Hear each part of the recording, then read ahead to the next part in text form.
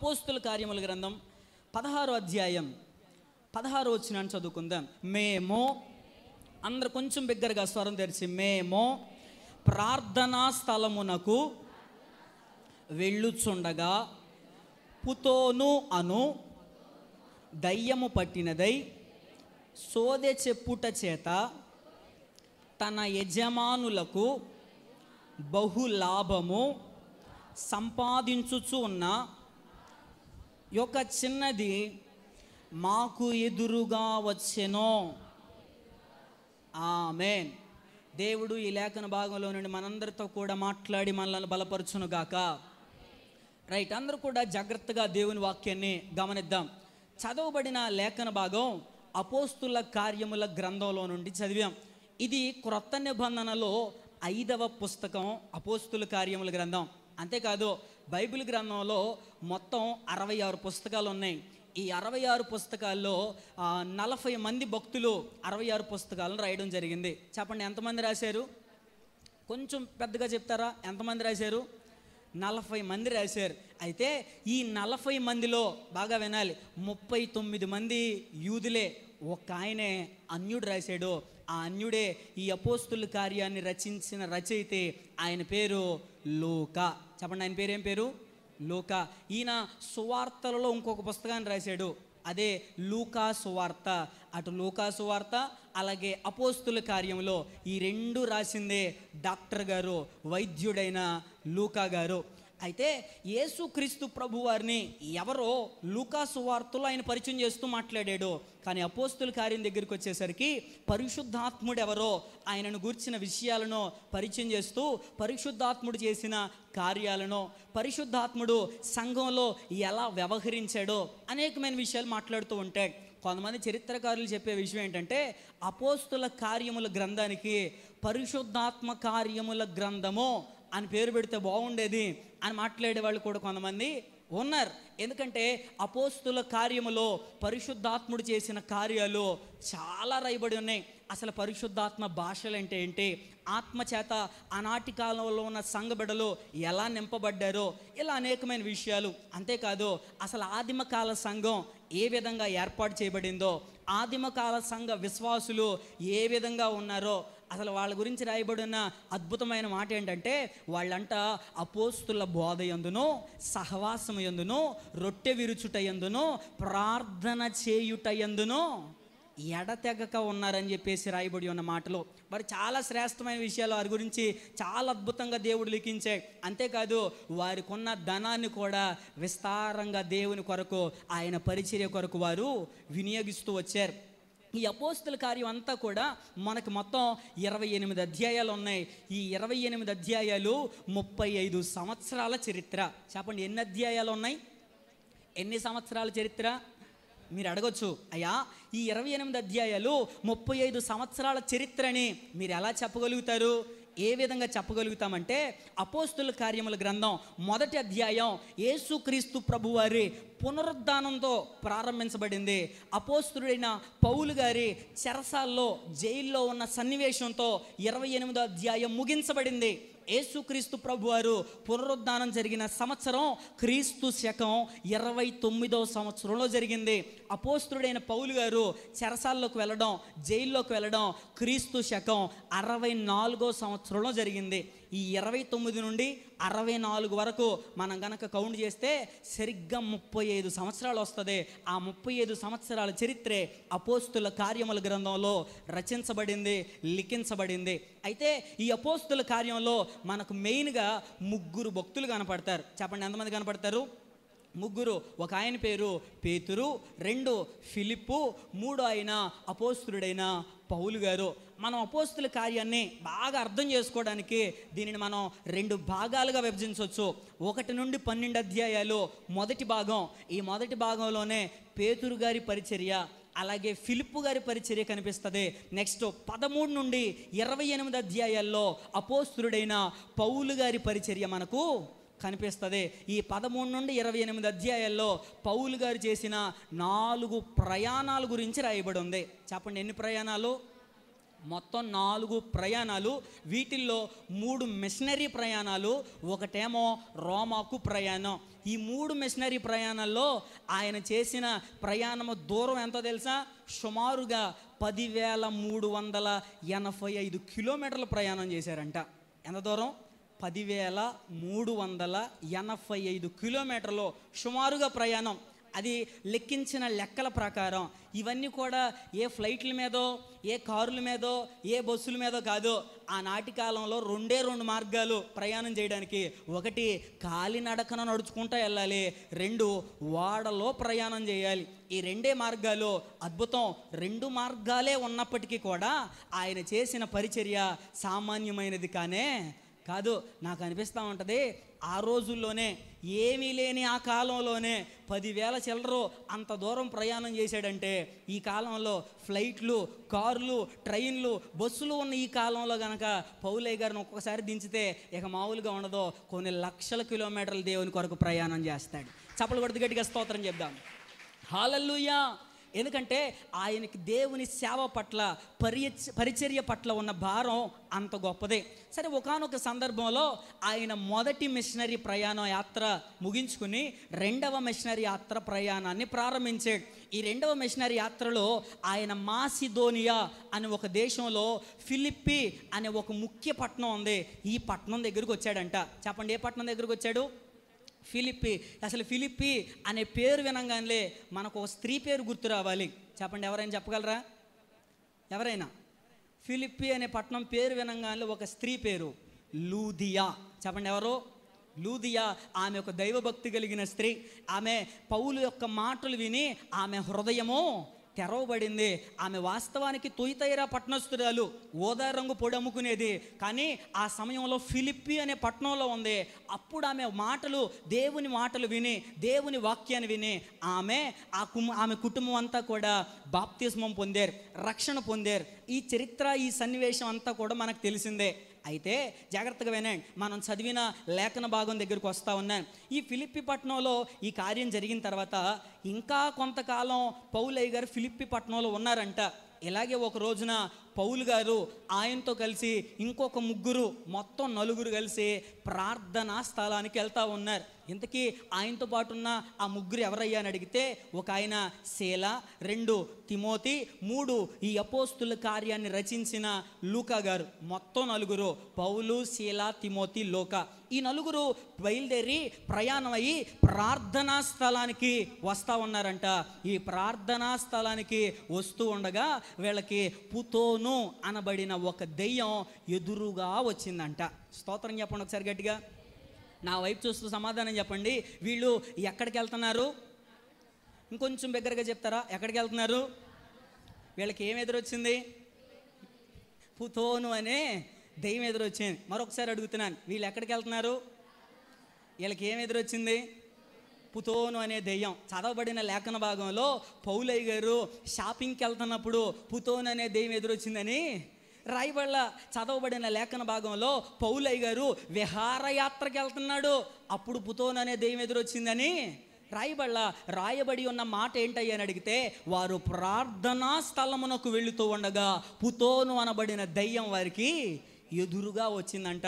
ఇంతకీ అసలు ప్రార్థన అనే స్థలానికి ఎందుకు వెళ్తారు?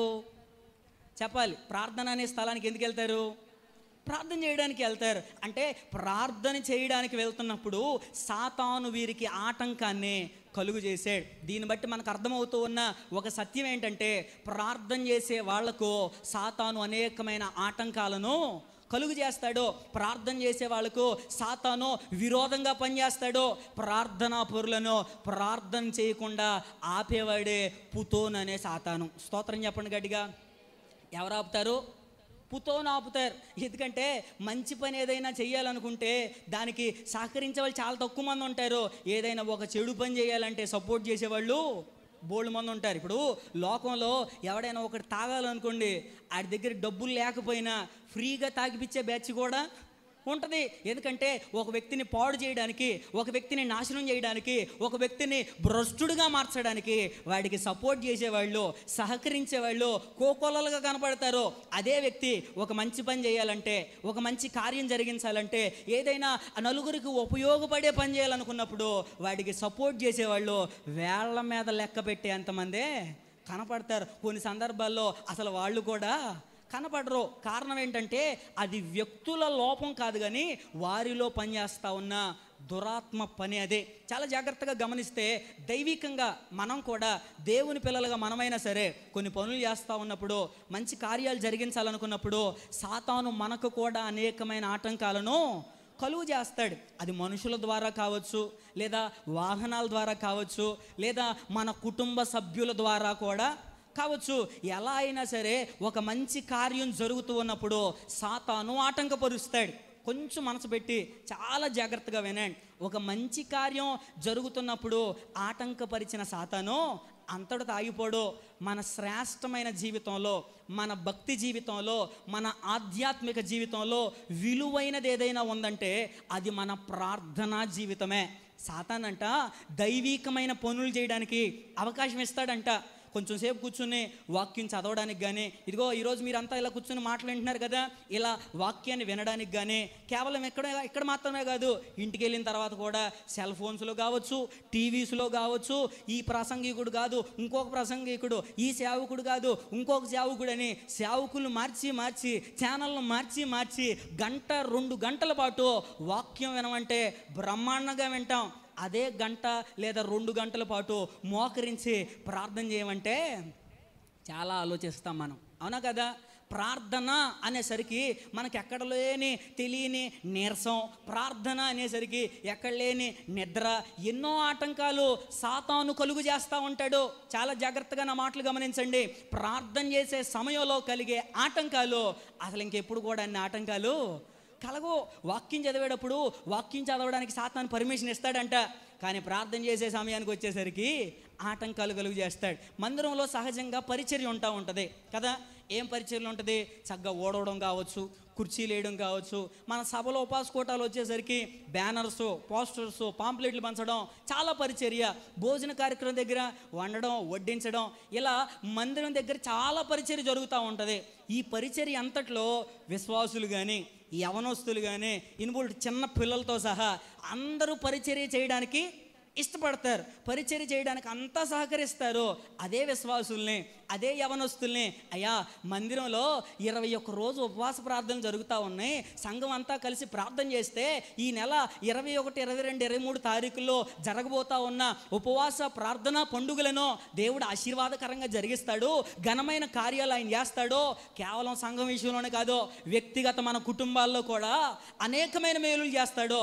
సంఘం అంతా మందిరంలో ప్రార్థన చేస్తున్నాం, అయ్యా మందిరంలోకి వచ్చి ప్రార్థన చేయండి, మాతో కలిసి దేవుని సన్నిధిలో ఏకీభవించండి అయ్యా అని అడిగితే మీలో కొంతమంది ఏమంటారు తెలుసా?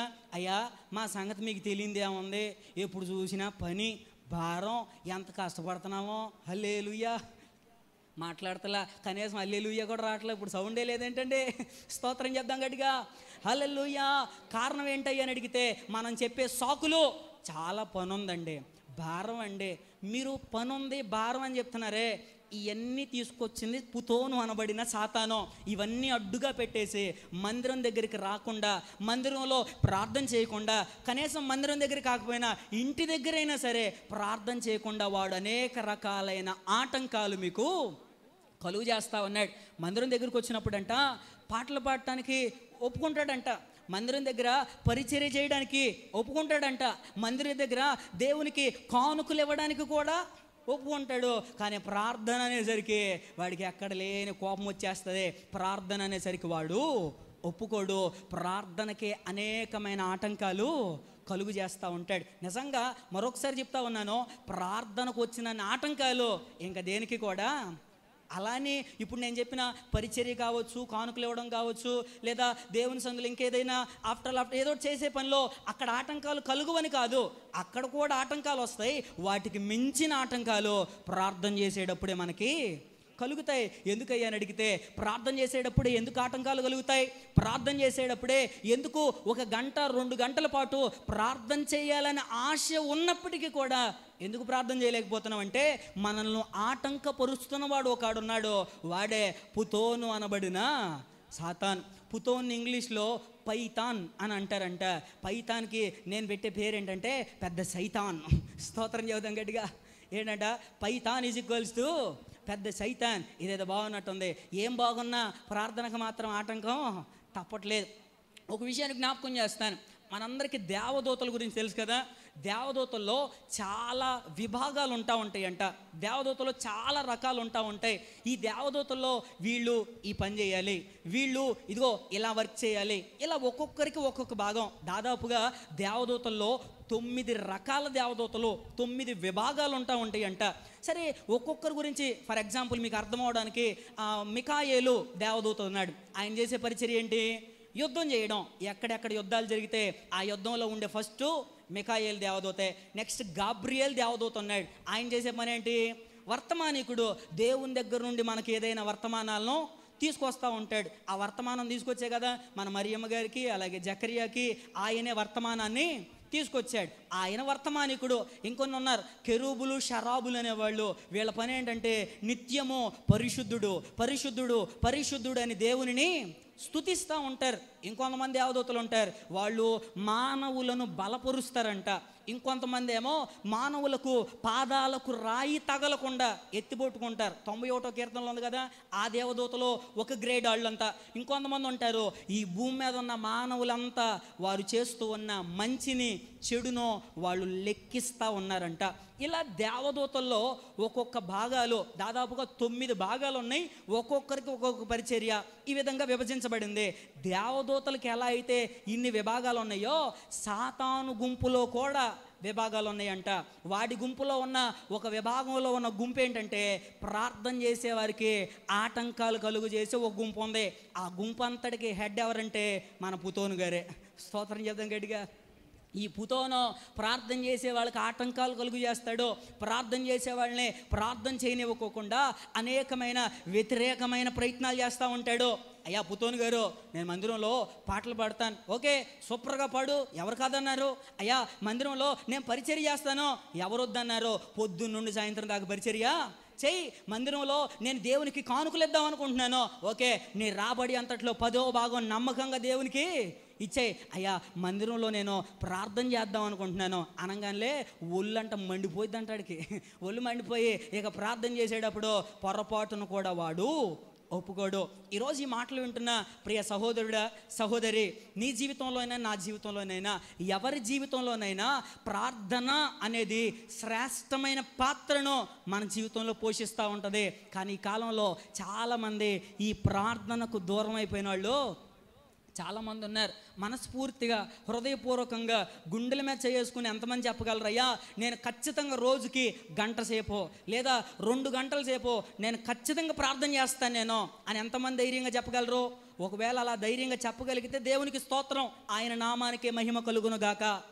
ఒకవేళ అలా చేయకపోతే నీవు సాతాను ఆటంకాల్లో ఉన్నావని ప్రభు పేరట జ్ఞాపకం చేస్తూ ఉన్నాను. కొంతమంది జీవితాల్లో మోకరించాలని ఆశ ఉంటుంది, ప్రార్థన చేయాలని ఆశ ఉంటుంది, దేవునితో మాట్లాడాలని ఆశ ఉంటుంది. ఆశ ఉన్నా కానీ ప్రార్థన చేయలేరు. కారణం ఒక కారణం ఏంటంటే అసలు మనలో ఉండే నిర్లక్ష్యమే మొదటి కారణం. రెండో కారణం ఈ పుతోను అనబడిన సాతాను ఆటంకాలు కలుగు చేయడం వలన సరిగ్గా ప్రార్థన చేయలేని వారు చాలామంది ఉన్నారు. ప్రార్థన అప్పుడు అనేకమైన ఆటంకాలు సాతాను కలుగు చేస్తాడు. వాడు ఎన్ని ఆటంకాలు కలుగు చేసినా సరే నిరంతరం ప్రార్థనలో సాగిపోయే వారముగా దేవుడు మనలను బలపరుచును గాక. అందుకని పాడారు కదా, ప్రార్థనలో సాగిపోదువా, ప్రార్థనలో జీవింతువా, ప్రార్థనలో సాగిపోదువా, ప్రార్థనే మన ఆశయం, ప్రార్థనే మన జీవితం, ప్రార్థనే మన ఆశయం, ప్రార్థనే మన జీవితం. ప్రార్థనలో సాగిపోదువా, ప్రార్థనలో జీవింతువా. అందరం కూడా కలిసి పాడదామా? ప్రార్థనలో సాగిపోదువా, ప్రార్థనే మన ఆశయం, ప్రార్థనే మన జీవితం, ప్రార్థనే మన ఆశయం, ప్రార్థనే మన జీవితం, ప్రార్థనలో సాగిపోదువా, ప్రార్థనలో జీవింతువా, ప్రార్థనలో సాగిపోదువా. హల్లెలూయా. ప్రార్థనలో ఎన్ని ఆటంకాలు వచ్చినా సరే సాగిపోయేవారిగా ఉండాలి, కానీ ఆగిపోయేవారిగా మనము ఉండకూడదు. సరే, ఈరోజు మనం నేర్చుకోబోతూ ఉన్న పాఠం ఏంటంటే, ప్రార్థన చేసే సమయంలో సాతాను అసలు ఎందుకు ఆటంకాలు కలుగు చేస్తాడో, ప్రార్థన చేసే సమయంలోనే ఆటంకాలు కలగడానికి గల కారణాలేంటి, ఇది మనం తెలుసుకోవాలంటే ముందుగా అసలు మనం ప్రార్థన చేస్తే ఏం జరిగిద్దో తెలుసుకోవాలి. ఎందుకంటే మనం ప్రార్థన చేస్తే ఏం జరిగిద్దో తెలిస్తే వాడు ఎందుకు ఆటంకపరుస్తున్నాడో మనకి తెలిసిపోద్ది. ఈరోజు మనం నేర్చుకోబోయే పాఠం అసలు ఒక వ్యక్తి ప్రార్థన చేయడం వలన కలిగే మేలులేంటో కొన్ని విషయాలు త్వరగా ధ్యానం చేద్దాం. చూడండి, దినవృత్తాంతముల మొదటి గ్రంథము 5వ అధ్యాయము 18వ వచనం. రూబేనీయులలోను గాదీయులలోను మనష్షే అర్ధగోత్రపు వారిలోను బల్లెమును ఖడ్గమును ధరించుటకును అంబు వేయుటకును నేర్చిన వారు, యుద్ధమందు నేర్పరులై దండుకు పోదగిన వారు 44,760 మంది ఉండిరి.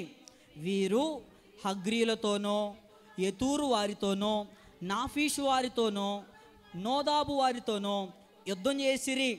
యుద్ధమందు వారు దేవునికి మొర్ర పెట్టగా ఆయన మీద వారు నమ్మిక ఉంచినందున ఆయన వారి మొర్ర ఆలకించెను గనుక వారిని జయించుటకు వారికి సహాయము కలిగెను. 22వ వచనం చదువుదాం. యుద్ధమందు దేవుని సహాయము వారికి కలుగుట చేత శత్రువులనేకులు పడిపోయిరి. ఆమేన్. హల్లెలూయా. చెప్దాం గట్టిగా, హల్లెలూయా. పరిశుద్ధ గ్రంథంలో ఇశ్రాయేలీల ప్రజలు ఉన్నారు. ఇశ్రాయేలీలు మొత్తం ఎన్ని గోత్రాలు? 12 గోత్రాల ప్రజలు. ఈ 12 గోత్రాల్లో చదవబడిన లేఖన భాగంలో 3 గోత్రాల వారు మనకు కనిపిస్తూ ఉన్నారు. ఎవరెవరు? రూబేనీయులు, గాదీయులు, మనష్షే అర్ధగోత్రం చెందిన వారు. ఈ 3 గోత్రాల వాళ్ళంట 19వ వచనంలో ఒక 4 జాతుల వారి పేర్లు ఇచ్చారు. ఎవరెవరు? హగ్రీలు, యతూరు వారు, నాఫీషు వారు, నోదాబు వారు. ఈ 4 జాతుల వారి మీదకి ఈ 3 గోత్రాల వాళ్ళు యుద్ధం చేయడానికి వెళ్ళారంట. బాగా వినండి, ఈ యుద్ధం చేయడానికి వెళ్ళినప్పుడు వీళ్ళు వాళ్ళ బలం మీద కానీ, వాళ్ళ శక్తి మీద కానీ, వాళ్ళ జ్ఞానం మీద కానీ, వాళ్ళ గుర్రాల మీద కానీ, వాళ్ళ రథాల మీద కానీ ఆధారపడక దేవుని మీద ఆధారపడి దేవునికి ప్రార్థన చేశారు. ప్రభువా, ఈ యుద్ధంలో మేము గెలవాలంటే నీవే మాకు సహాయం చేయాలి, సహాయం చేయ ప్రభువా అని ప్రార్థన చేశారు. అద్భుతం. మన దేవుడు ఎవరు? ప్రార్థనను ఆలకించే దేవుడు. ఆ ఆలకించే దేవుడు వారి ప్రార్థన ఆలకించి ఈ యుద్ధంలో అద్భుతమైన విజయాన్ని దేవుడు వారికి అనుగ్రహించాడంట. చప్పలు కొడదామా గట్టిగా? హల్లెలూయా. ఏమండి, వీళ్ళు యుద్ధంలో గెలవడానికి కారణం ఏంటి? ప్రార్థన చేశారు. ఆ ప్రార్థన చేయడాన్ని బట్టి దేవుడు వారికి సహాయము చేశాడు. అంటే ప్రార్థన చేయడం వలన మొట్టమొదటిగా కలిగే మేలు ఫలితం ఏంటయ్యా అని అడిగితే దేవుని సహాయం దొరుకుతుంది. చెప్పండి, ఏం దొరుకుతుంది? ఇంకొంచెం పెద్దగా చెప్తారా? ఏం దొరుకుతుంది? దేవుని సహాయం దొరుకుతుంది.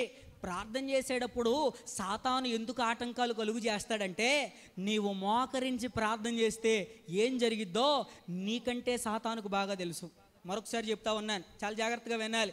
ప్రార్థన చేసేటప్పుడు ఎందుకు సాతాను ఆటంకాలు కలుగు చేస్తాడయ్యా అని అడిగితే, మనం మోకరించి ప్రార్థన చేస్తే ఏం జరుగుతుందో మనకంటే సాతానుకు బాగా తెలుసు. అందుకే ఆటంకాలు కలుగు చేస్తూ ఉన్నాడు. ప్రార్థన చేస్తే ఏం జరుగుతుంది? ప్రార్థన చేయడం వలన ఉపయోగం ఏంటి? నీవు మోకరించి ప్రార్థన చేయాలే కానీ జీవము కలిగిన దేవుడైన యెహోవా, మన ఎడల కృప చూపించిన యేసుక్రీస్తు ప్రభువారు, మనలో నివసించుచు ఉన్న పరిశుద్ధాత్మ దేవుడు, త్రియేక దేవుని సహాయం నిశ్చయముగా మనకు కలుగునుగాక. ఆమేన్. హల్లెలూయా. దేవుని సహాయము మనం పొందుకునేలా చేయగలిగిన శక్తి మనం మోకరించి చేసే ప్రార్థనలో దాగి ఉంది. ఇప్పుడు ట్రాన్స్ఫరం ఉంది, తెలుసు కదా ట్రాన్స్ఫరం. ఈ ట్రాన్స్ఫరంలో ఉన్న కరెంటు మన ప్రతి ఇంట్లోకి వస్తూ ఉంటుంది. ఆ కరెంట్ రావడాన్ని బట్టే ఈ లైట్లైనా ఫ్యాన్లైనా చక్కగా వెలగడం తిరగడం జరుగుతూ ఉంటుంది. ఇప్పుడు ట్రాన్స్ఫరంలో ఉన్న కరెంటు మన ఇంట్లోకి ఎలా వచ్చింది? అయ్యో ఎంత ఆలోచిస్తున్నారే, మీరంతా కరెంటు వాడేవాళ్ళేనా? స్తోత్రం చెప్పండి గట్టిగా. అది సర్వీస్ వైర్ ద్వారా వస్తుంది, అంతే కదా. ట్రాన్స్ఫార్మర్లో ఆ ప్రొడ్యూస్ అవుతున్న ఆ కరెంట్ అంతా కూడా సర్వీస్ వైరు మన ఇంటికి పవర్ని తీసుకొస్తా ఉంది. సేమ్ అదే విధంగా దేవుడు మనకు సహాయం చేసేవాడు. ఆ దేవుని సహాయం మన ఇంట్లోకి, మన కుటుంబంలోకి, మన వ్యక్తిగత జీవితంలోకి తీసుకొచ్చేది ఏంటో తెలుసా? ప్రార్థన అనే సర్వీస్ వైరు. స్తోత్రం చెప్పండి గట్టిగా. ఈ సాతాను చేసే పని ఏంటంటే ఈ ప్రార్థన అనే సర్వీస్ వైర్ని కట్ చేస్తాడు. ఇది కట్ చేస్తే ఇక దేవుని దగ్గర నుండి మనకు సహాయం రాదు. అలా రాకూడదనే ప్రార్థన చేసేటప్పుడు ఆటంకాలు కలుగు చేస్తాడో. మనం ఈరోజు ఆలోచించాల్సిన విషయం ఏంటంటే అసలు ఈ ప్రార్థన అనే సర్వీస్ వైరు ముందు మన బాగుందా చెడిపోయిందా చూసుకోవాలి. స్తోత్రం చెప్పండి గట్టిగా. హల్లెలూయా. ప్రార్థన అనే సర్వీస్ వైరు కనుక ఒకవేళ కట్ అయిపోతే దేవుని యొద్ద నుండి నీకు ఎటువంటి సహాయమో కలుగదు. నువ్వెంత పరిచర్య చేసినా, నువ్వెంత పాటలు పాడినా, నీవెంతగా దేవుని సన్నిధిలో సేవకులకు దగ్గరగా ఉండినా, నీవెంత కానుకిచ్చినా సరే నీ ప్రార్థన అనే సర్వీస్ వైర్ కనుక కట్ అయితే దేవుని దగ్గర నుండి ఎటువంటి సహాయమును నీవు పొందుకోలేవు. ఇంతకుముందు కాలంలోనంట, పాతకాలంలో దొంగలు ఏదైనా ఇంట్లో దొంగతనం చేయాలంటే ఎవరైనా బంగారమో డబ్బులు ఏదైనా దొంగతనం చేస్తారు కదా, ఆ దొంగతనం చేసే వారి ఇంట్లో వీళ్ళు ముందు వెళ్ళేటప్పుడు ఒక చిన్న పని చేస్తారంట. తెలుసా ఎవరికైనా? టెలిఫోన్ వైర్ కట్ చేస్తారు. కరెంట్ వైర్ తర్వాత కట్ చేస్తారమ్మా, ముందు టెలిఫోన్. ఎందుకంటే ఆ కాలంలో ఉండే టెలిఫోన్స్ కదా. ఎందుకు టెలిఫోన్ వైర్ కట్ చేస్తారంటే టెలిఫోన్ వైర్ కట్ చేసి నెక్స్ట్ కరెంట్ కట్ చేస్తారు. ఎందుకు ఇలా ఈ ప్రాసెస్లో వెళ్తారంటే ఇప్పుడు టెలిఫోన్ వైర్ కనుక కట్ చేశారనుకోండి, వాళ్ళు ఫోన్ చేయడానికి అవకాశం ఉండిద్దా? ఫోన్ చేయడానికి అవకాశం ఉండదు. వీళ్ళు అలా వెళ్తున్నప్పుడు ఏదైనా అలికిడి శబ్దం, ఓహో మా ఇంట్లోకి దొంగలు వచ్చేసారో, గబగబా మేము పోలీసులకు ఫోన్ చేయాలని డైల్ 100 కొట్టినా ఫోన్ వెళ్ళిద్దా? వెళ్ళదు. ఎందుకంటే ముందు వీళ్ళు ఏం చేశారో ఆ టెలిఫోన్ వైర్ని కట్ చేశారు కాబట్టి. అంటే దొంగలు ఫాలో అయ్యే ఫార్ములా ఏంటంటే వాళ్ళకి ఎక్కడి నుండి సహాయం రాకూడదు, వారికి ఎక్కడి నుంచి అయితే సహాయం వస్తుందో ముందు ఆ సహాయాన్ని కట్ చేసేస్తారు. అది కట్ చేసిన తర్వాత ఇక్కడ వీడు ఎంత గించుకున్నా, ఎంత అరిసినా, ఎంత కేకలు పెట్టినా ఉపయోగం ఏమీ ఉండదు. వీడు కేకలు పెడితే అవసరమైతే ఈయన కొట్టి ఇంకేదైనా చేసి కూడా వెళ్ళిపోతారంతే వాళ్ళు. ఎందుకంటే వాళ్ళు చేసే పని ఈ ఇంటికి, ఈ ఇంట్లో వాళ్ళకి సహాయం అనేది రాకూడదు. సాతాను కూడా చేసే పని సేమ్ అదే. దేవుని బిడ్డలుగా మన జీవితాల్లో కొన్ని సందర్భాల్లో కష్టాలు ఉంటాయి, కొన్ని సందర్భాల్లో ఇబ్బందులు ఉంటాయి, కొన్ని సందర్భాల్లో ప్రతికూలమైన పరిస్థితులు ఉంటాయి, కొన్ని సందర్భాల్లో ఎంతగానో నలిగిపోతాం, ఎవడికి చెప్పుకోవాలో కూడా అర్థం కాని కన్నీటిలో కొట్టుమిట్టులాడుతూ ఉంటాం. అలాంటి సమయంలో నా అనుకున్న వారు కానీ, మన భర్త కానీ, భార్య కానీ, తల్లిదండ్రులు కానీ, ఇరుగు పొరుగు వారు కానీ, అక్క చెల్లెలు కానీ, అన్నదమ్ములు కానీ, స్నేహితులు కానీ ఎవరు మనకు సహాయమునకు రారు. అలా రాని సమయంలో నీకు నాకు మనందరికీ సహాయం చేయగలిగిన దేవుడు ఎవరైనా ఉన్నారయ్యా అని అడిగితే ఆయనే మన ప్రభువు అయిన యేసుక్రీస్తు వారు. చప్పట్లు కొడదాం గట్టిగా. హల్లెలూయా. అయితే సాతాను ఆ దేవుని దగ్గర నుండి నీకు సహాయం రాకూడదనే ఆ సోర్స్తో నీకు సహవాసం లేకుండా, సోర్స్తో నీకున్న ఆ కనెక్షన్ కట్ చేస్తాడు.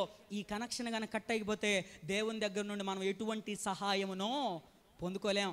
ఈరోజు మిమ్మల్ని అందరిని కూడా నేను అడుగుతూ ఉన్న చిన్న ప్రశ్న ఏంటంటే, నీ సోర్స్తో అనగా దేవునితో ఈ ప్రార్థన అనే ఈ సర్వీస్ వైర్ కనెక్షన్లోనే ఉందా? తెగిపోయిందా?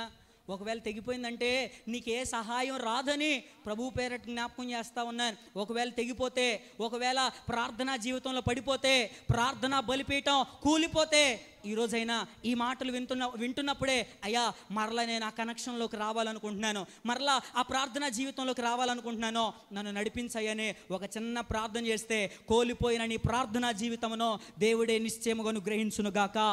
ప్రార్థనా పరులుగా దేవుడే మనందరినీ మార్చునుగాక. ఆమేన్. హల్లెలూయా. దేవుడే మనకు సహాయకుడు. కీర్తన గ్రంథం 121 కీర్తన 1వ వచనంలో రాయబడి ఉన్న మాట, కొండల తట్టు నా కన్నులెత్తుచున్నాను, నాకు సహాయం ఎక్కడి నుండి వచ్చునో?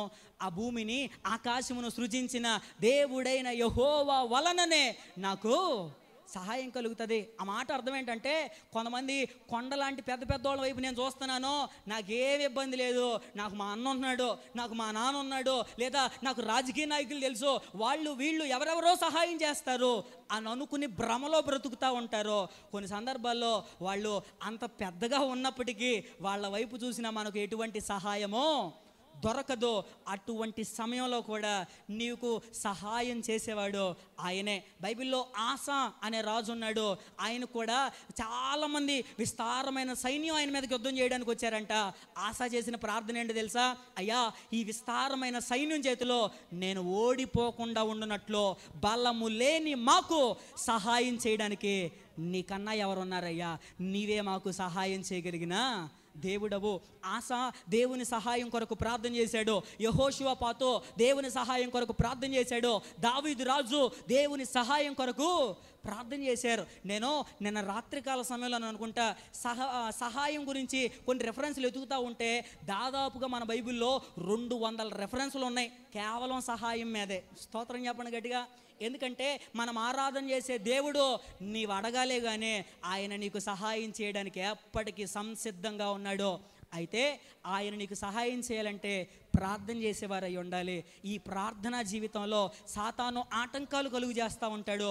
ఆ ఆటంకాలన్నిటినీ అధిగమించి దేవునితో సరి అయిన సత్సంబంధం కలిగిన వారముగా, ప్రార్థనా జీవితం కలిగిన వారుగా మనం బ్రతికితే దేవుడే మనందరికీ సహాయం చేస్తాడు. నెంబర్ 1, ప్రార్థన చేయడం వలన దేవుని సహాయం మనకు దొరుకుతుంది. రెండవ విషయం చూడండి. మార్కు సువార్త 9వ అధ్యాయం 29వ వచనాన్ని చదువుకుందాం. మార్కు సువార్త 9:29. అందుకాయన ప్రార్థన వలననే కానీ మరి దేని వలనైననో ఈ విధమైనది వదిలిపోవుట అసాధ్యమని వారితో చెప్పాను. జాగ్రత్తగా గమనించండి. ఈ సందర్భం కూడా మనకు బాగా పరిచయమైన సందర్భమే. యేసుక్రీస్తు ప్రభువారు ఆయనకున్న 12 మంది శిష్యుల్లో 3 శిష్యుల్ని, ఎవరెవరిని? పేతురు, యోహాను, యాకోబు, వీళ్ళ 3 తీసుకుని ఆయన ఒక కొండపైకి వెళ్ళారు.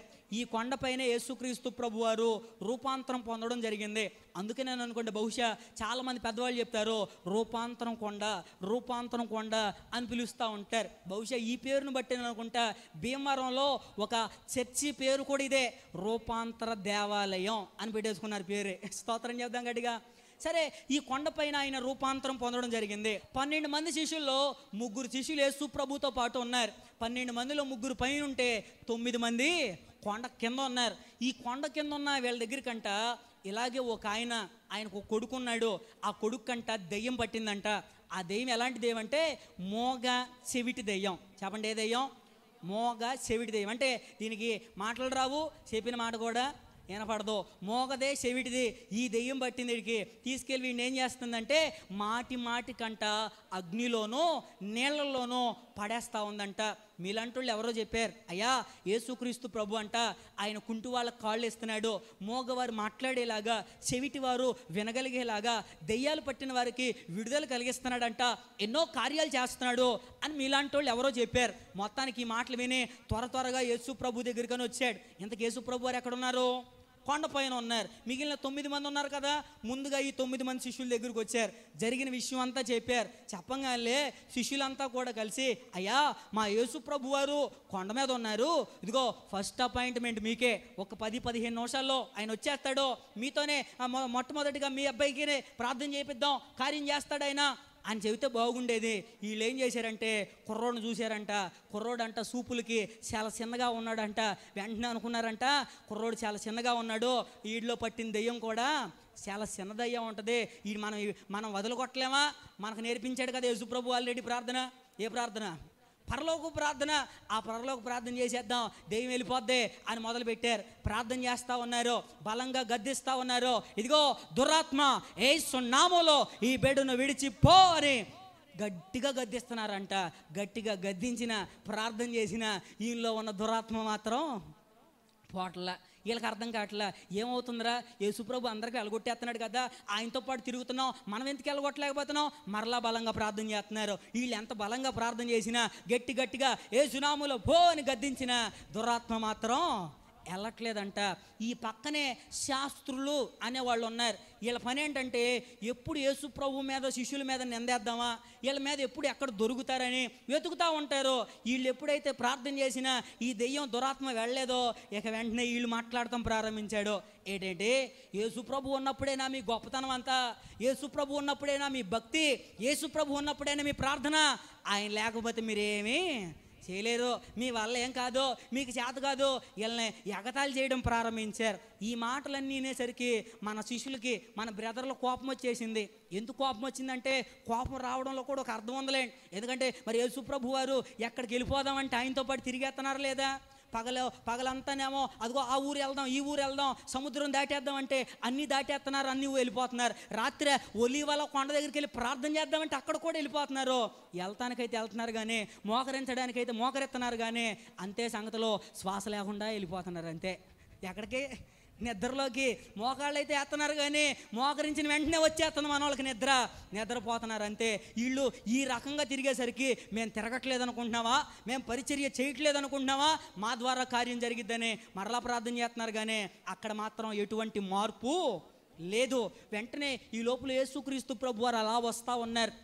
ఈ సంఘర్షణ అంతా చూసి వెంటనే వచ్చి అడిగారు ఆయన, అయ్యా ఏం జరుగుతుంది ఇక్కడ, ఏమైంది అని అడగంగానే ఆ దెయ్యం పట్టిన కుమారుని యొక్క తండ్రి వచ్చాడు. ఇప్పుడు, అయ్యా మా అబ్బాయికి దెయ్యం పట్టింది, దెయ్యం పట్టి వాడిని తీసుకెళ్ళి అగ్నిలో నీళ్ళలో పడేస్తా ఉంది, నువ్వు బాగు చేస్తావంట, నువ్వేదో కార్యం చేస్తావంట విన్నాను, సరేనని తీసుకొచ్చాను. నీ శిష్యులు యేసుప్రభు దాకా అవసరం లేదు, మేము చేసేస్తామన్నారు, సరేనన్నాను. వాళ్ళు ప్రార్థన చేశారు కానీ దెయ్యం మాత్రం వెళ్ళిపోలేదు.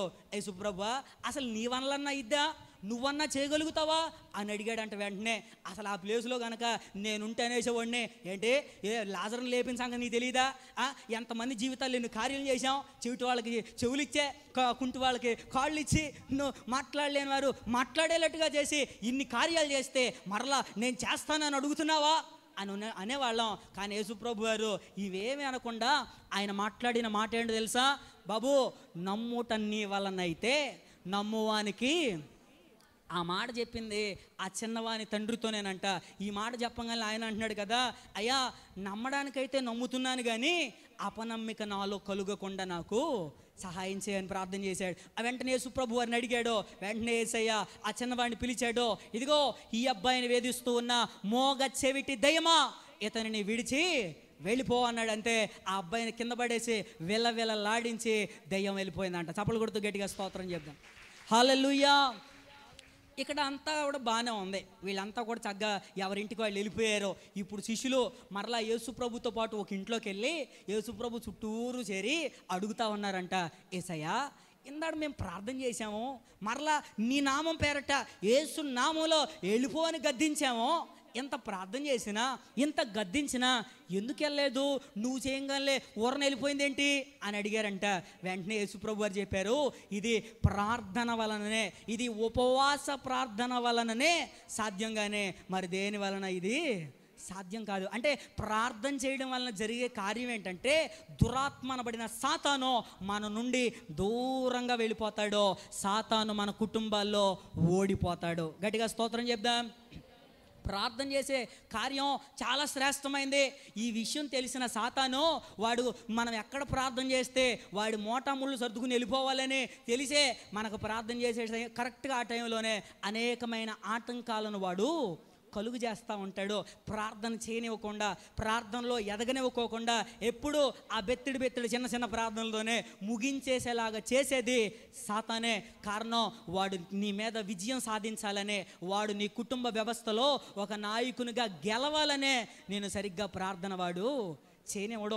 ఆ కాలంలో కానీ ఆ చిన్న కుమారుణ్ణి ఏ విధంగా అయితే ఆ చిన్న కుమారుని ఎలా అయితే బాధించాడో ఈ కాలంలో కూడా కొన్ని కుటుంబాలను వాడు ఆధారం చేసుకునే వాడు బాధిస్తున్న కుటుంబాలు ఈ కాలంలో చాలామంది ఉన్నాయి.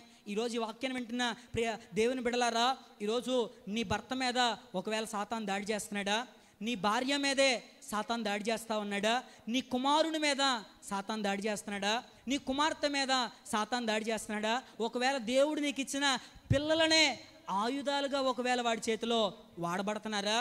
ఈరోజు చాలా స్పష్టంగా దేవుడు మనకు తెలియపరుస్తున్న మాట, ఒకవేళ వాడు నిన్ను బాధిస్తున్నా, నిన్ను వేదన పెడుతూ ఉన్నా, నీకు అనేక రకాలైన శ్రమలు ఇబ్బందులు కలుగు చేసి నిన్ను నాశనమున వైపుకు నడిపిస్తూ ఉన్నా, ఈరోజు కనుక నీవు మోకరించి ప్రార్థన చేయగలిగితే నీకున్న ప్రతి సమస్య నుండి, సాతాను నీ కుటుంబంలో వాడు వేస్తూ ఉన్న ప్రతి తంత్రముల నుండి జయించగలిగిన, విజయము పొందగలిగిన శక్తి మనం మోకరించి చేసే ప్రార్థనలో దాగి ఉంది. గట్టిగా స్తోత్రం చెప్దాం.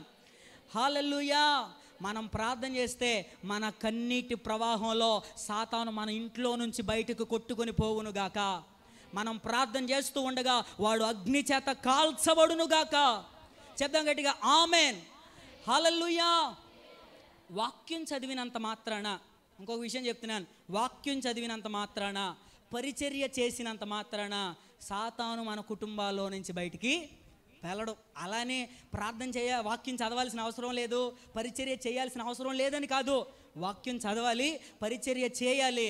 సాతాను నీ కుటుంబంలో నుంచి బయటకు వెళ్ళగొట్టే శక్తి కేవలం ప్రార్థనలోనే దాగి ఉంది. కొన్ని కుటుంబాల్లో సాతాను చెలరేగిపోతూ ఉంటాడు.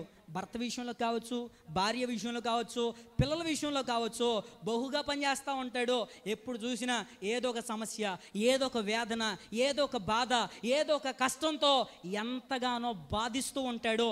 ఒకవేళ ఈ మాటలు వింటున్న నీ జీవితంలో, నీ కుటుంబ వ్యవస్థలో సాతాను గనక చెలరేగిపోతూ ఉంటే ఈరోజు బలంగా ప్రార్థన చేయడం ప్రారంభించో. నీవు చేసే ఆ ప్రార్థన బట్టే నిశ్చయముగా సాతాను నీ కుటుంబంలో నుండి బయటికి దూరముగా పారిపోవునుగాక. మార్టిన్ లూథర్ అనే ఒక గొప్ప దైవజనుడు ఉన్నాడు. ఆయన చెప్తాడు చాలా శ్రేష్టమైన విషయాలు. ఆయన ఒక మాట మాట్లాడుతూ అంటాడు, అయ్యా, నా భక్తి జీవితంలో, నా ఆత్మీయ జీవితంలో నేను కనీసం రోజుకు 2 గంటలు గనక ప్రార్థన చేయకపోతే ఆ రోజు సాతానుదే నా మీద విజయం. ఏంటంట, కనీసం రోజుకు నేను 2 గంటలైనా ప్రార్థన చేయకపోతే ఆ రోజు సాతానుదే నా మీద విజయం. అందుకే నేను ప్రతిరోజు కనీసం 2 గంటలైనా నేను ప్రార్థన చేస్తాను అని భక్తుడు మాట్లాడుతున్నాడు. మరి అక్కడ కూర్చుని నేను 2 గంటలని చెప్పను, కానీ కనీసం గంట, వీలైతే 2 గంటలో మనం ప్రార్థన చేయకపోతే మన కుటుంబ వ్యవస్థ మీద పరిపాలన చేసేది సాతానే. మన కుటుంబంలో అనేకమైన శ్రమలు, ఇబ్బందులు కలుగు చేసేది సాతానే. కాబట్టి బలమైన ప్రార్థనా పరులుగా మనము మార్చబడాలి. అయ్యా, నేను పరిచర్య చేస్తున్నాను, పాటలు పాడుతున్నాను, వాక్యం వింటున్నాను, వాక్యం చదువుతూ ఉన్నాను, అన్నీ చేస్తున్నాను కదా, నా కుటుంబం మీద, నా వ్యక్తిగత జీవితం మీద సాతాను ఎలా గెలిచాడు, సాతాను నా మీద ఎలా విజయం సాధించాడు అని ఒకవేళ నీవు అడిగితే, సాతాను విజయం సాధించడానికి అవన్నీ కాదు, నువ్వు సరిగ్గా ప్రార్థన చేయడం లేదు కదా, నీవు చేయని ప్రార్థనను బట్టే నీ మీద, నీ కుటుంబం మీద వాడు సాతాను గెలిచాడు. సాతాను ఎప్పుడైనా సరే, జాగ్రత్త నా వైపు చూస్తూ వినండి, ఎప్పుడు కూడా వాడు ఓడిపోవడానికి ఇష్టపడ్డాం. అవునా కదా? ఇష్టపడతాడా ఓడిపోవడానికి? ఇష్టపడ్డు. సాతాను ఎప్పుడు కూడా గెలవాలనే ప్రయత్నం చేస్తాడు. అలా గెలవాలనే, నిన్ను ఓడగొట్టాలనే ప్రార్థన చేసే టయానికి ఏదో ఒక ఫోన్ రావడమో, ఎవరో ఒకరు వచ్చి మాట్లాడటమో, ఏదో ఒక సంథింగ్ ఎల్సో, ఏదో ఒక ఆటంకం, నిద్ర రావడమో, ఏదో ఒక పని గుర్తుకు రావడమో, అనేకమైన ఆటంకాలు కలుగుతూ ఉంటాయి. ఎందుకంటే సాతాను నీ కుటుంబ వ్యవస్థ మీద ఒక అధికారిగా వెళ్ళాలనుకుంటున్నాడు. ఈరోజు ఈ మాటలు వింటున్న నీ జీవితంలో, నీ కుటుంబ వ్యవస్థలో ఎవరు అధికారిగా ఉన్నాడు? సాతానా, దేవుడా? ఒకవేళ దేవుడు గనక లేక సాతాను ఉంటే చాలా శ్రమలు, ఇబ్బందులు అనుభవించవలసిన పరిస్థితి వస్తుంది. నీవు ప్రార్థన చేస్తే నీ ఇంటికి, మన ఇంటికి దేవుడే అధికారిగా ఉండునుగాక. అదే మార్టిన్ లూథర్ గారు ఇంకొక విషయం చెప్తారు. ఏమన్నా తెలుసా? అయ్యా, నాకు విస్తారంగా పని ఉంది కాబట్టి నేను విస్తారంగా ప్రార్థన చేస్తాను. నాతో చెప్పండి అందరూ ఒకసారి, నాకు విస్తారముగా పని ఉంది కాబట్టి నేను విస్తారముగా ప్రార్థన చేస్తాను. కొంతమంది చెప్పలేదు. అంటే ప్రార్థన చేయమని డైరెక్ట్గా ఎక్కడే ఒప్పేసుకుంటున్నారా? ఆ భక్తుడు మాట్లాడిన మాట మనం ఏమంటామంటే, సేమ్ అదే పరిస్థితిలో ఉంటే, అయ్యా బోల్డ్ పని ఉంది, ఈరోజు సింపుల్ ప్రార్థన చేస్తాను, అయ్యా చిన్న ప్రార్థన చేస్తాను, నా పనులు నీకు తెలియంది ఏముంది, అడ్జస్ట్ అయిపోదేవా అని అంటూ ఉంటాం మనం. కాదు, దేవుని బిడలగా మనం నేర్చుకోవాల్సిన పాఠం ఏంటంటే, మనకు విస్తారంగా పని ఉన్నప్పుడు విస్తారంగా ప్రార్థన చేసామనుకోండి, 8 గంటలు అవ్వాల్సిన పని 5 గంటలు అయిపోవడానికి దేవుడు సహాయం చేస్తాడు. ఒకవేళ ప్రార్థన లేదు, పాడలేదు, నా పని నేను చేసేసుకుంటాను అనుకుని పరుగులు ఎట్టేవనుకో, 8 గంటలు అవ్వాల్సిన పని 80 గంటలైనా ఆశ్చర్యపోవాల్సిందేమీ లేదు. కాబట్టి ప్రార్థనను నిర్లక్ష్యం చేయొద్దు. ప్రార్థన అంటే అనాలోచనొద్దు. ప్రార్థన పట్ల శ్రద్ధ కలిగి, ఆసక్తి కలిగి ప్రార్థన చేస్తే సాతాను నీ జీవితంలో వాడు ఓడిపోతాడంతే. హల్లెలూయా. సాతాను మన కుటుంబ వ్యవస్థలో వాడు మెయిన్గా 2 పనులు చేయాలనుకుంటాడంట. ఒకసారి చదువుదాం చూడండి. ప్రకటన గ్రంథం సాతాను మన కుటుంబ వ్యవస్థలో చేయాలనుకుంటున్న పని. ప్రకటన గ్రంథం 6వ అధ్యాయం 4వ వచనం. ప్రకటన 6:4. అప్పుడు ఎర్రనిదైన వేరొక గుర్రము బయలు వెళ్ళెను, మనుషులు ఒకనిని ఒకడు చంపుకొనున్నట్లు భూలోకంలో సమాధానం లేకుండా చేయుటకు ఈ గుర్రము మీద కూర్చున్న వానికి అధికారం ఇవ్వబడును. చాలా జాగ్రత్తగా గమనించండి.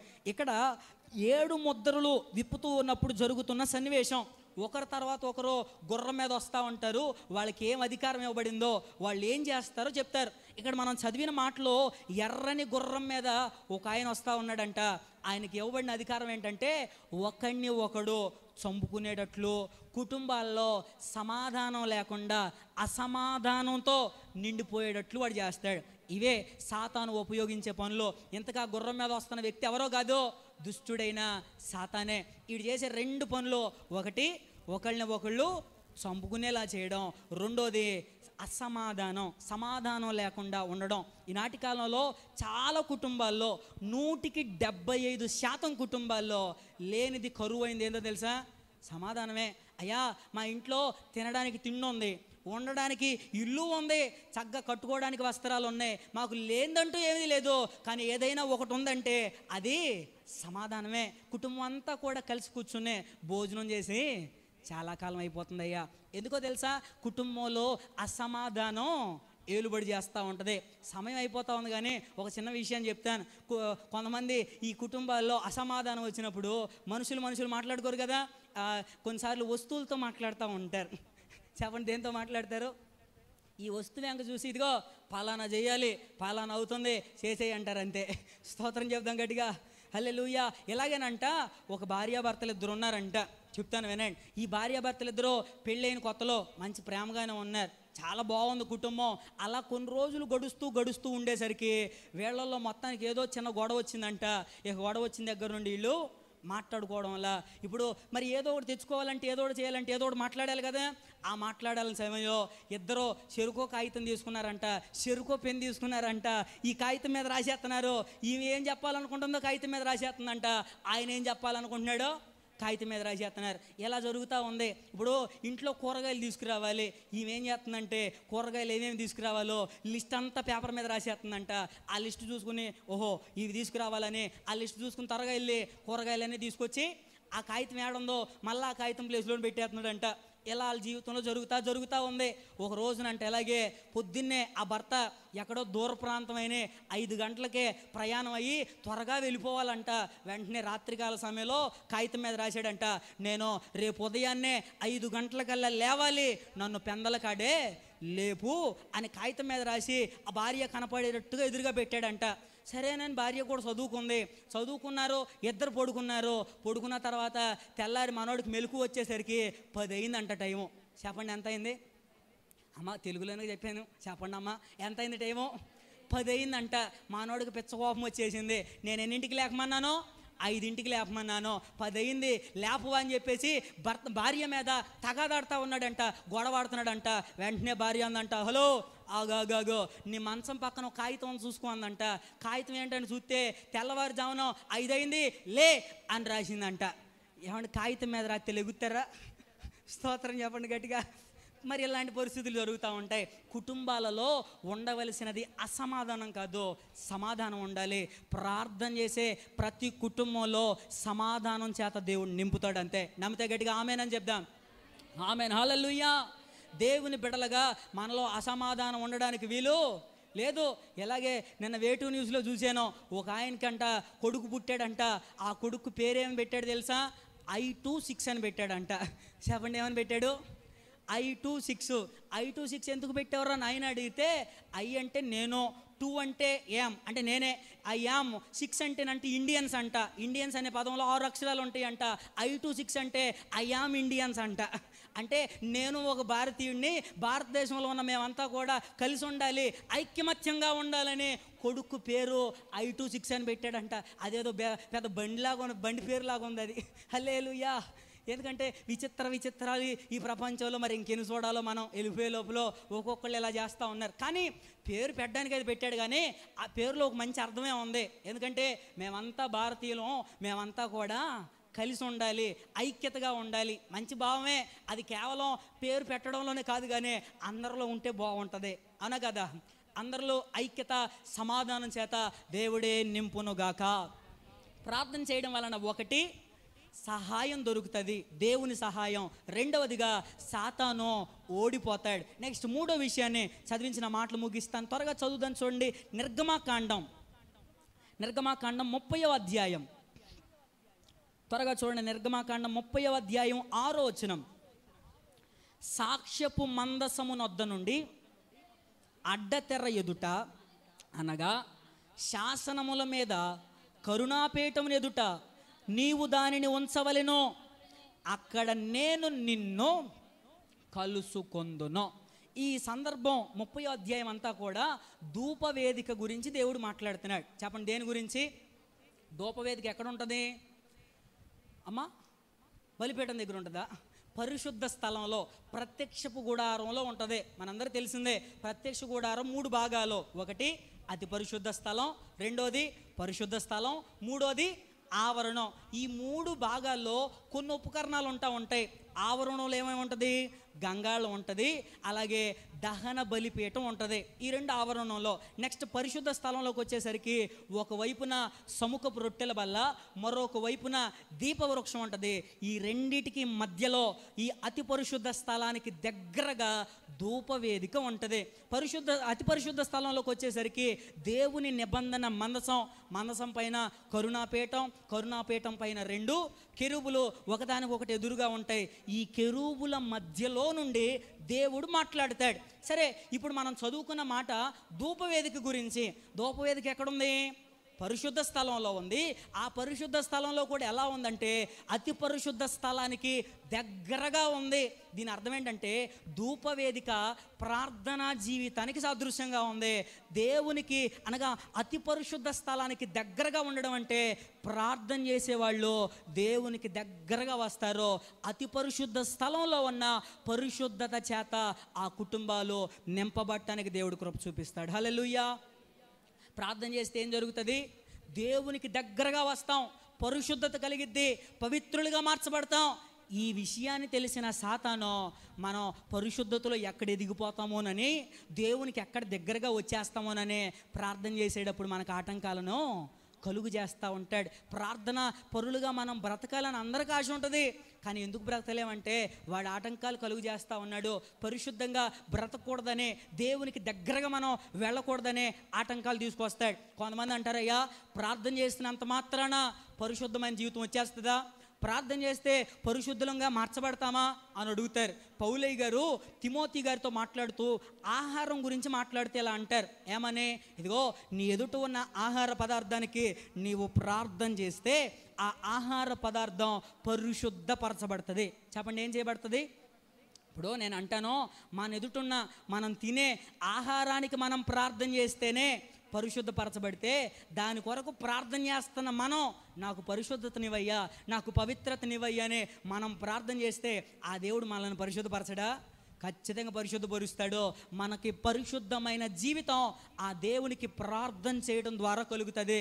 ఇంకా బైబిల్ పరిభాషలో చెప్పాలి అని అడిగితే మనం ప్రార్థన చేయడం ద్వారా మూడోది క్రీస్తు పోలికలోకి, క్రీస్తు స్వారూప్యంలోకి మనము మార్చబడతాం. యేసయ్య ఎలా ఉన్నారో ఆయన బిడలుగా బ్రతుకుతూ ఉన్న మనం కూడా అలా మార్చబడతాం. అయితే కొంతమంది ఏం చేస్తారు తెలుసా?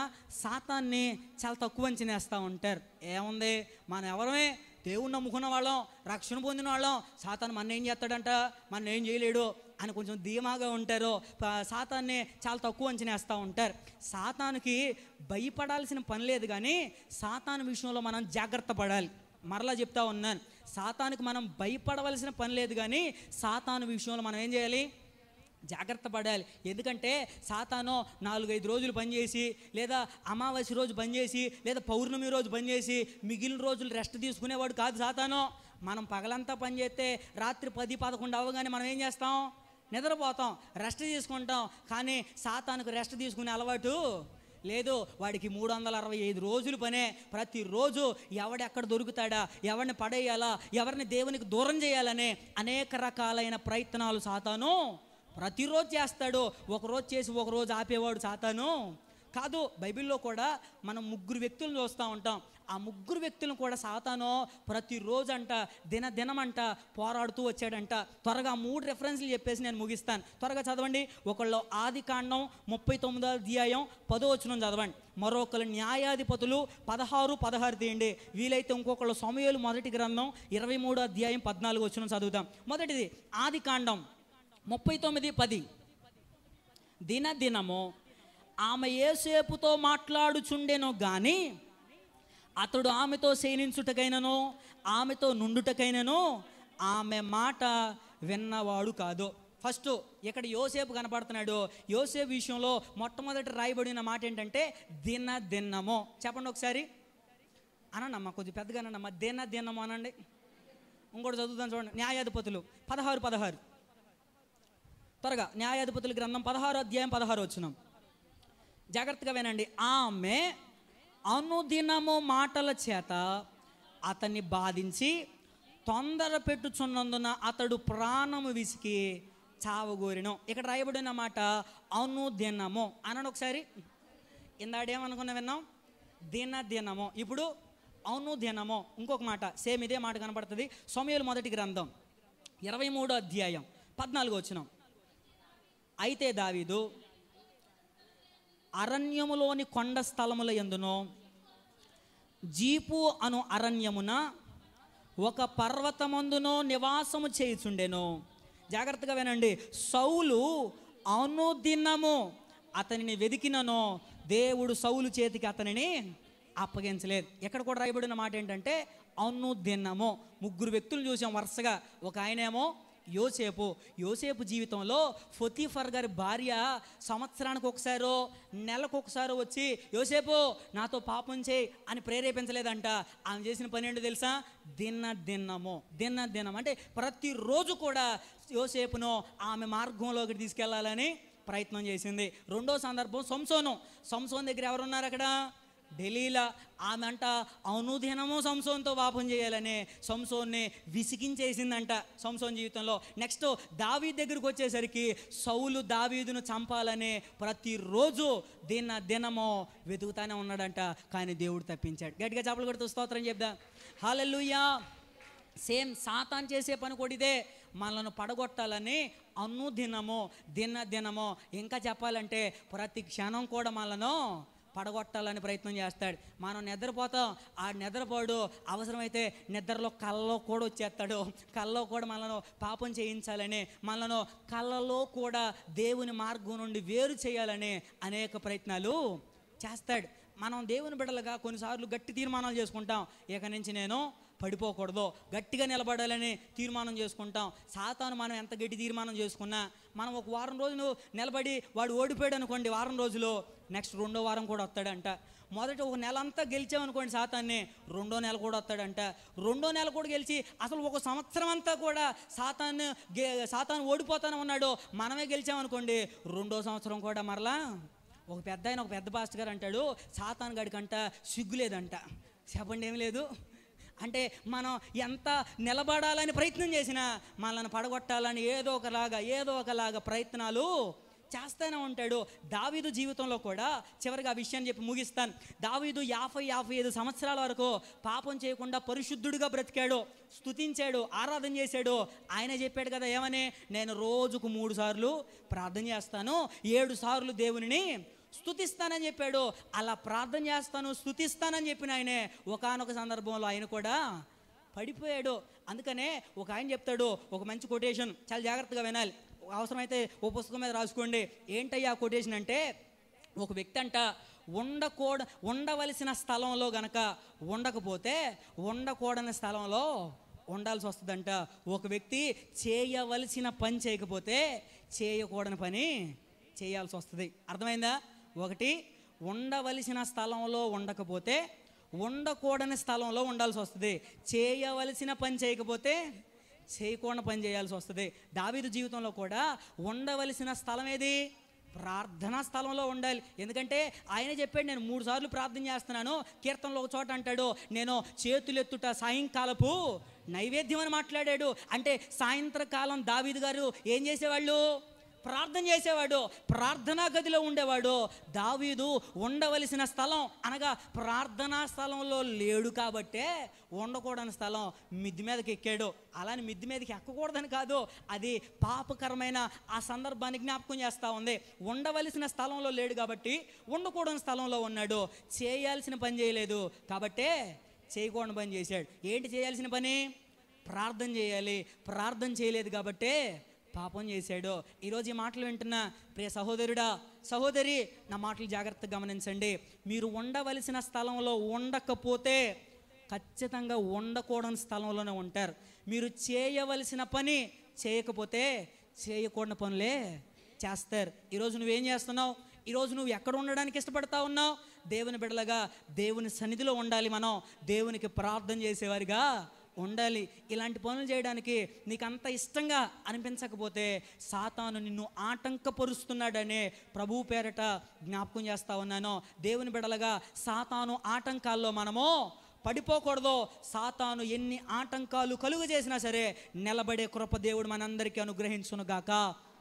మూలవాక్యంలో మనం చదివాం కదా, ఏమని? వారు ప్రార్థనా స్థలమునకు వెళ్ళుచూ ఉండగా పుతోను అనే దురాత్మ వారికి ఎదురుగా వచ్చింది. అక్కడే కొన్ని కింద వచనాలకు వెళ్తే ఈ పౌలయ్య గారిని కూడా అదంట అనేక దినాలు ఈయన వ్యాకుల పడి అంతగా ఇబ్బంది పెట్టిందని చెప్పేసి రాయబడి ఉంది అక్కడ మాట.